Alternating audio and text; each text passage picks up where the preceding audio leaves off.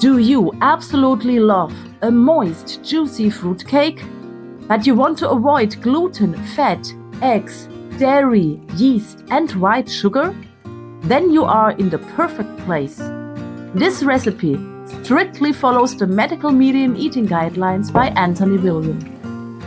I use 0 of the so-called no foods. This cake might not win any beauty contests, but trust me, it tastes incredible and is unbelievably simple to make. We start very simply by whisking all the dry ingredients together in a bowl. These are whole grain oat flour, very finely ground millet flour, buckwheat flour, ground psyllium husks, a little sea salt, and as a leavening agent, instead of fresh yeast, we simply use 1 packet of baking powder.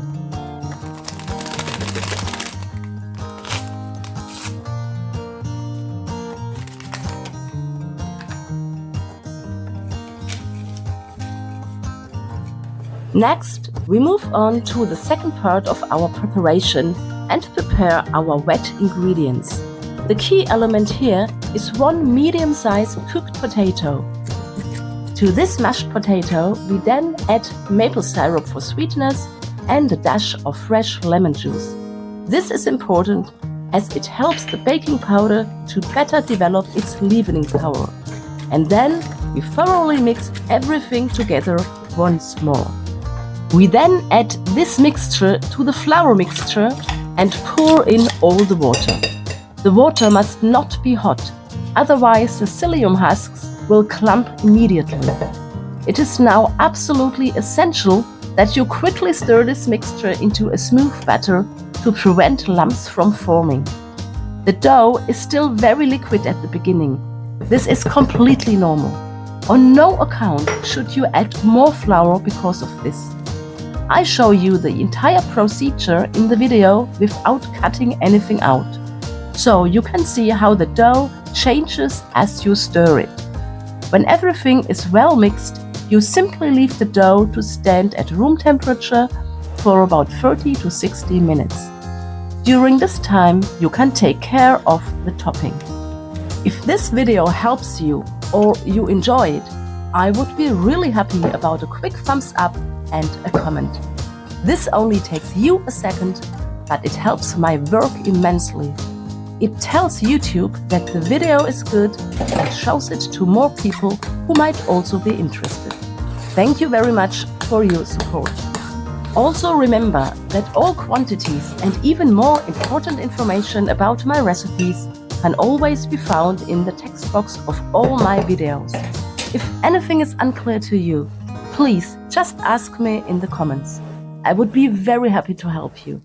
I'm truly excited when my recipes turn out well for you. Next, let's prepare the topping. I'm using large sweet plums for this recipe. I start by carefully pitting them and then make a simple cut at one end. For 1 large rectangular baking sheet, I use approximately 2.5 kilograms of the fruit. Remember, the cake should be quite densely topped, as this is the only way it will become wonderfully moist and rich. Crucial note before the final steps. Please watch this video until the very end. There are still some essential explanations about the baking process that you absolutely should not miss. At this stage, after its important resting period, the dough should have a very specific and workable consistency when you are ready to continue with the process. Specifically, it should no longer be overly liquid and sticky, thanks to the hydration of the psyllium husks. However, it must also not be completely firm or dense, as this will make the actual rolling process unnecessarily difficult and frustrating.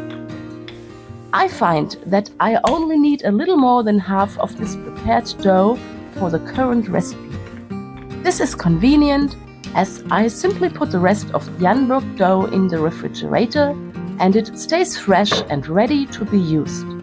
I often use the remaining portion to easily prepare a delicious quick pizza base the very next day.